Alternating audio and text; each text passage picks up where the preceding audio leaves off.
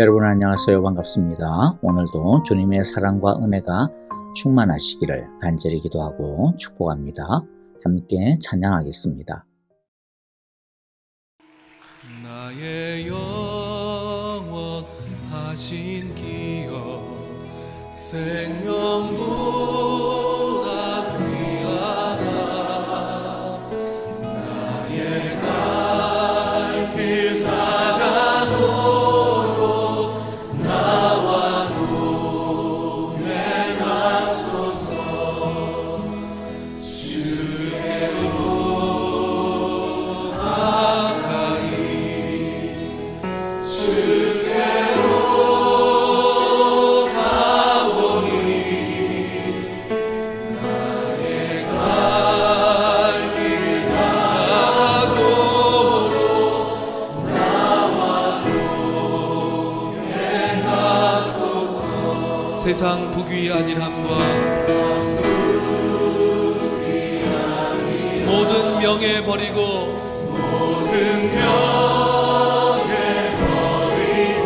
험한 길을 가는 동안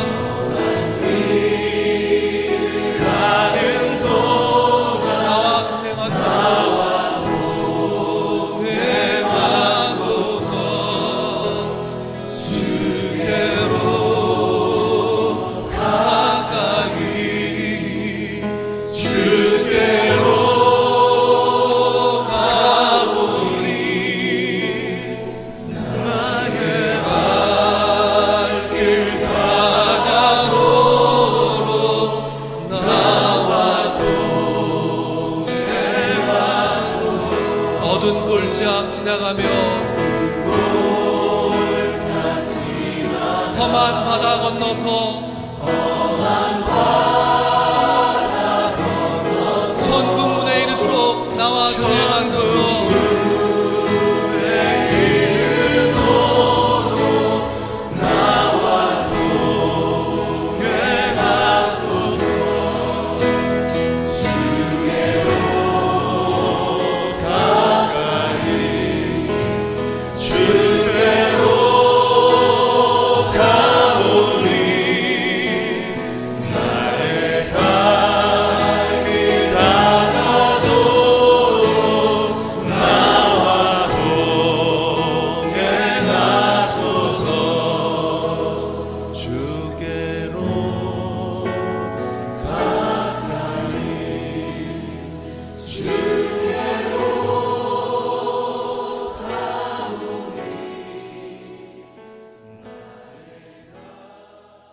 오늘 우리에게 주시는 하나님 말씀 같이 읽습니다. 오늘 말씀은요, 마가복음 1장 29절부터 45절의 말씀입니다. 한 절씩 같이 29절부터 읽겠습니다. 그들은 회당에서 나와서 곧바로 야고보와 요한과 함께 시몬과 안드레의 집으로 갔다. 마침 시몬의 장모가 열병으로 누워 있었는데 사람들은 그 사정을 예수께 말씀드렸다. 예수께서 그 여자에게 다가가셔서 그 손을 잡아 일으키시니 열병이 떠나고 그 여자가 그들의 시중을 들었다. 해가 져서 날이 저물 때에 사람들이 모든 병자와 귀신 들린 사람을 예수께로 데리고 왔다. 그리고 온 동네 사람이 문 앞에 모여들었다. 그는 온갖 병에 걸린 사람들을 고쳐주시고 많은 귀신을 내쫓으셨다. 예수께서는 귀신들이 말하는 것을 허락하지 않으셨다. 그들이 예수가 누구인지를 알았기 때문이다. 아주 이른 새벽에 예수께서 일어나서 외딴 곳으로 나가셔서 거기에서 기도하고 계셨다. 그때에 시몬과 그의 일행이 예수를 찾아 나섰다. 그들은 예수를 만나자 모두 선생님을 찾고 있습니다 하고 말하였다. 예수께서 그들에게 말씀하셨다. 가까운 여러 고을로 가자. 거기에서도 내가 말씀을 선포해야 하겠다. 나는 이 일을 하러 왔다. 예수께서 온 갈릴리와 여러 회당을 두루 찾아가셔서 말씀을 전하고 귀신들을 쫓아내셨다. 나병 환자 한 사람이 예수께로 와서 그 앞에 무릎을 꿇고 간청하였다. 선생님께서 하고자 하시면 나를 깨끗하게 해 주실 수 있습니다. 예수께서 그를 불쌍히 여기시고 손을 내밀어 그에게 대시고 말씀하셨다. 그렇게 해주마. 깨끗하게 되어라. 곧 나병이 그에게서 떠나고 그는 깨끗하게 되었다. 예수께서 단단히 이르시고 곧 그를 보내셨다. 그때에 예수께서 그에게 말씀하셨다. 아무에게도 아무 말도 하지 말아라.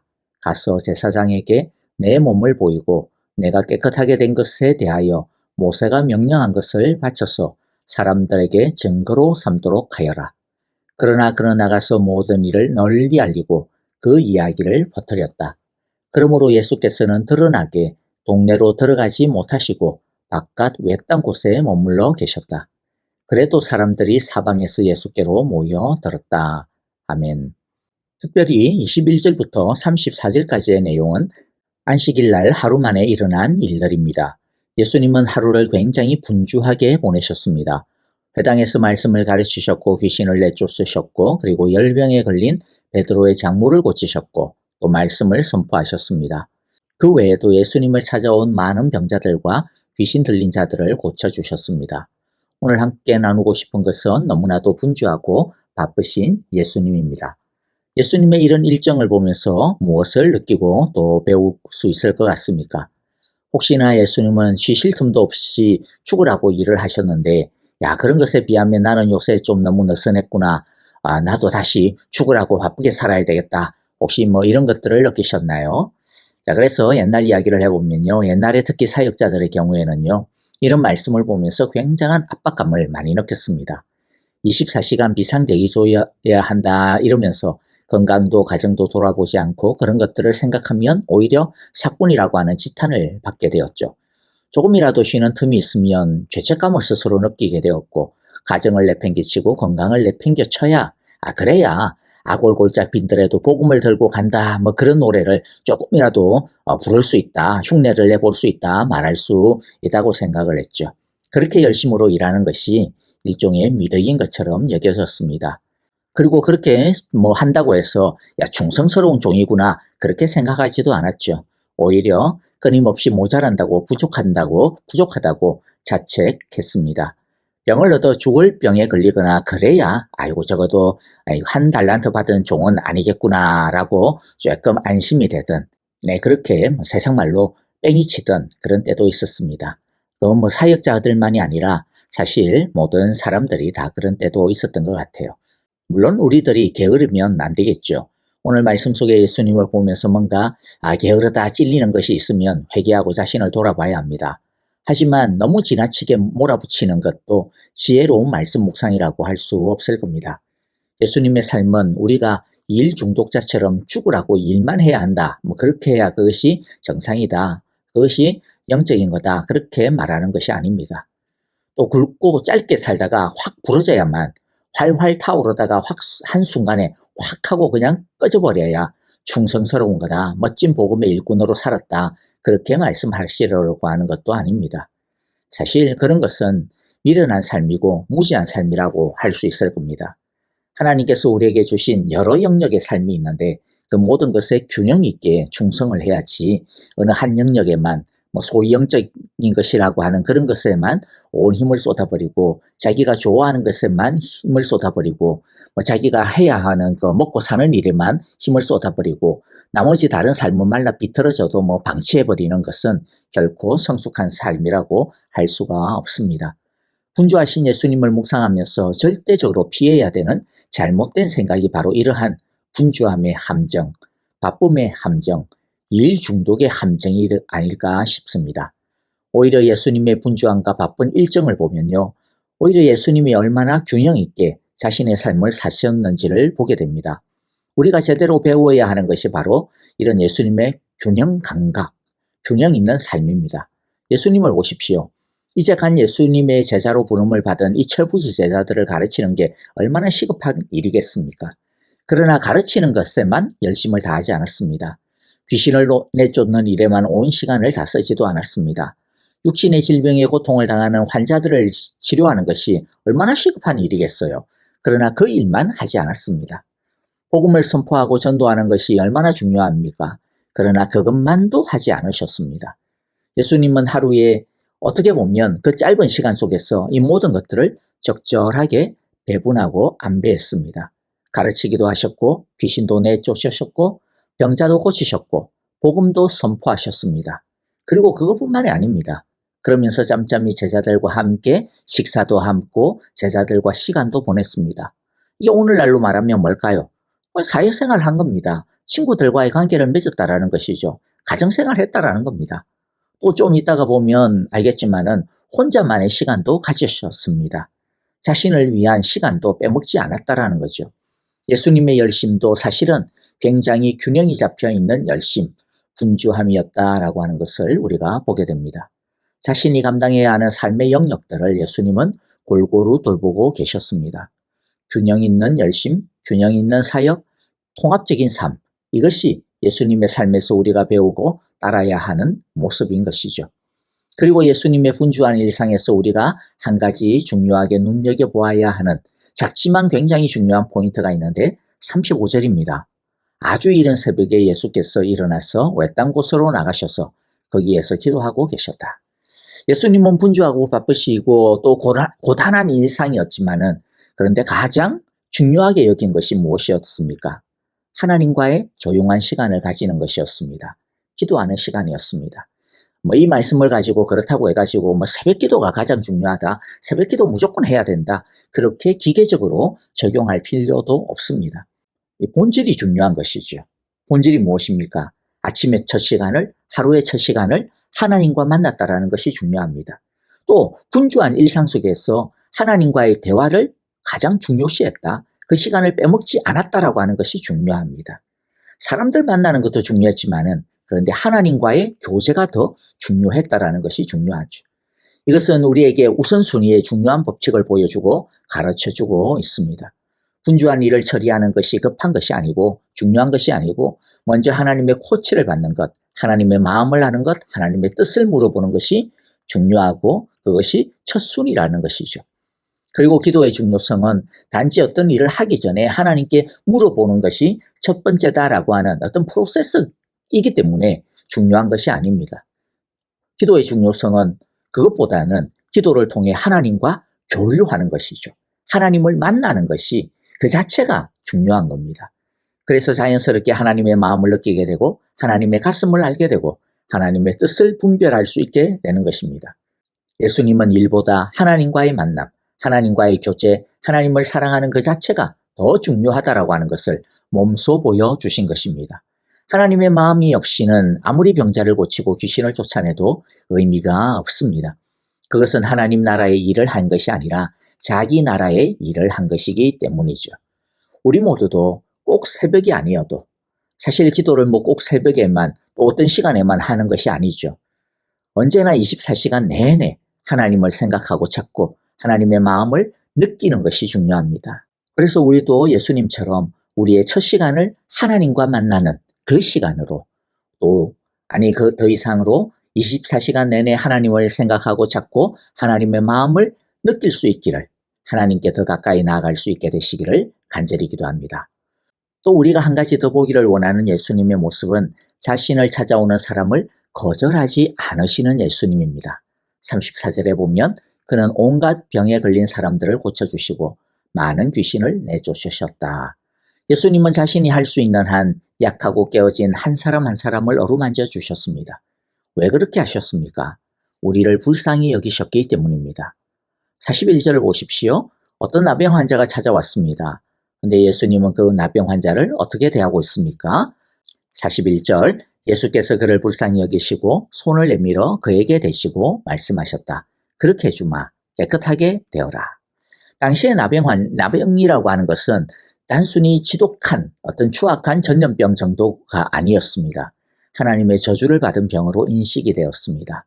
그래서 나병 환자를 만지면 만진 그 사람도 부정하게 되는 것, 죄인이 되는 것, 하나님의 저주를 받는다라고 여겼습니다. 나병 환자는 그래서 가족으로부터도 버림받았습니다.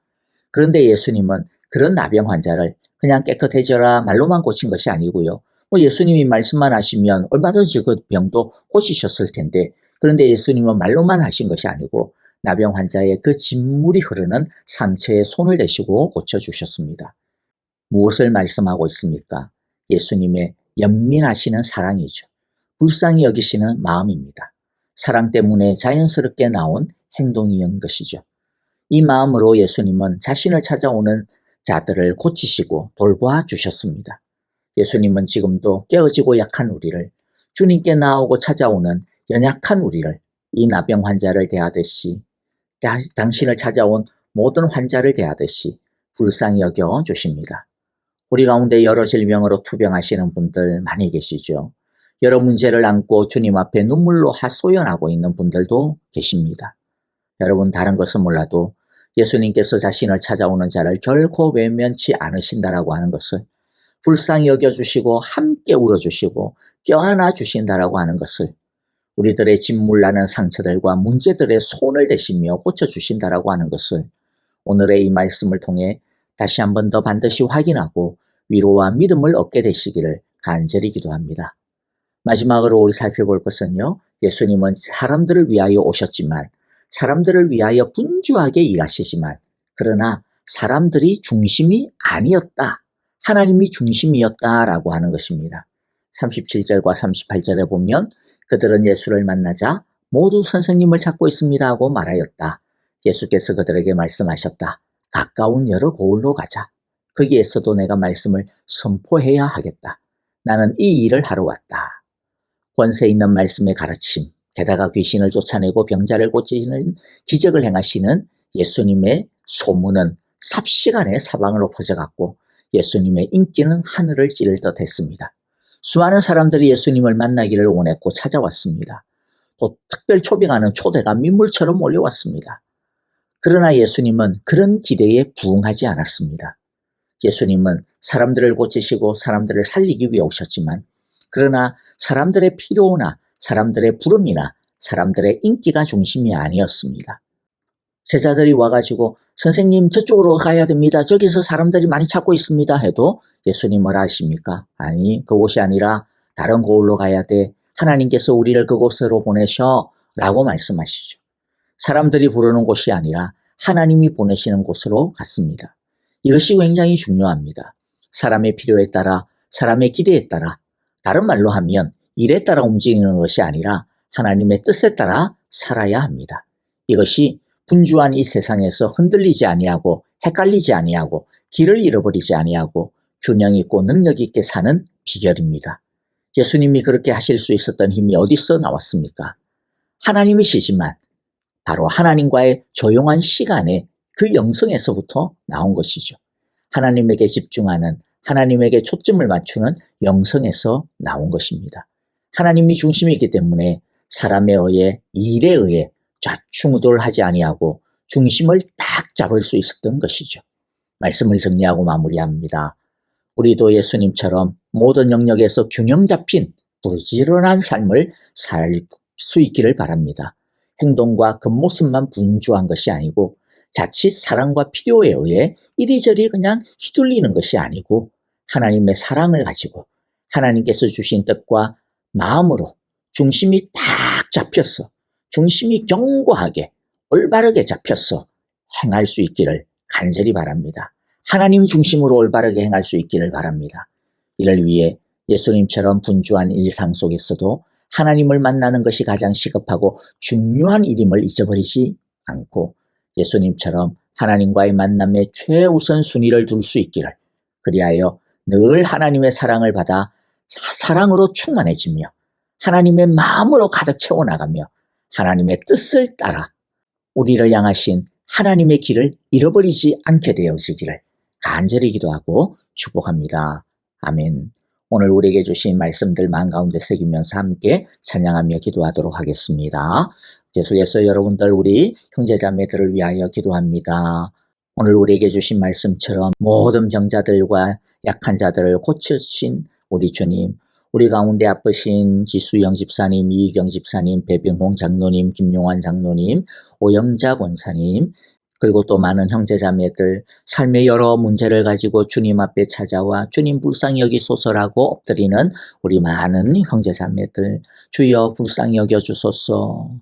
주여 우리의 그 악함과 우리의 문제에 손을 대시고 안수하셔서 고쳐주시고 회복시키시고 깨끗하게 하여 주소서.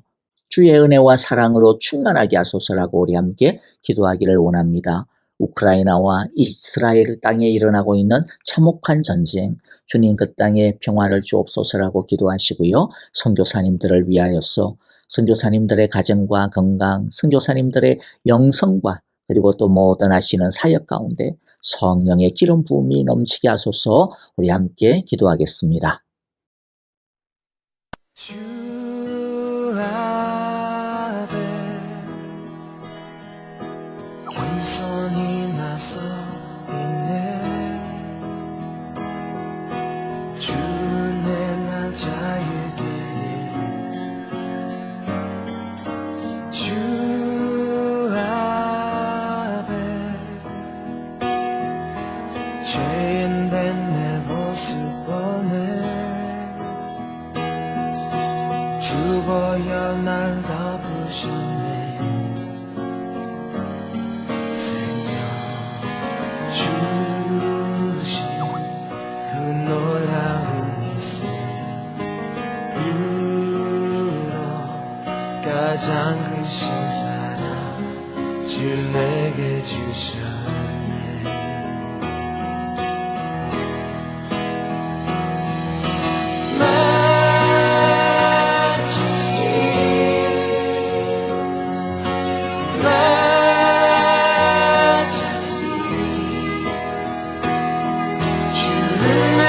손길 아래서 주의 능력으로 살아가리. 그 생의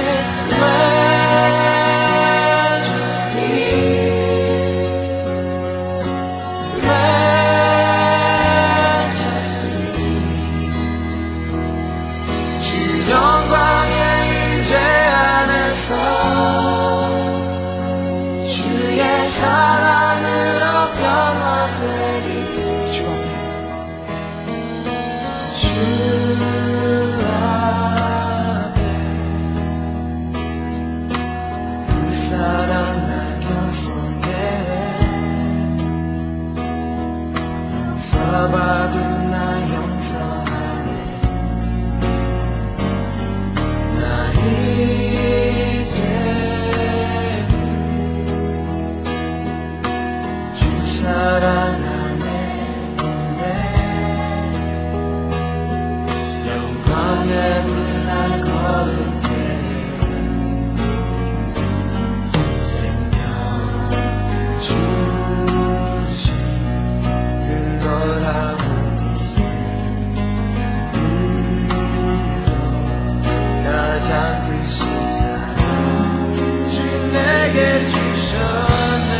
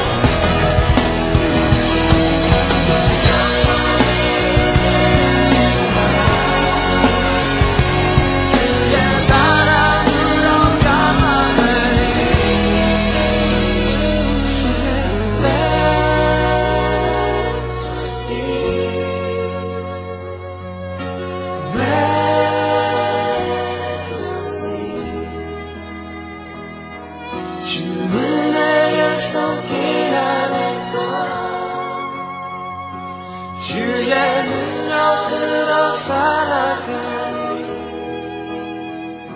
Sing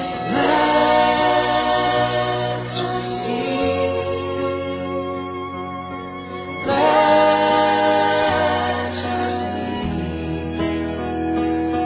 주 영광의 임재 안에서 주의 사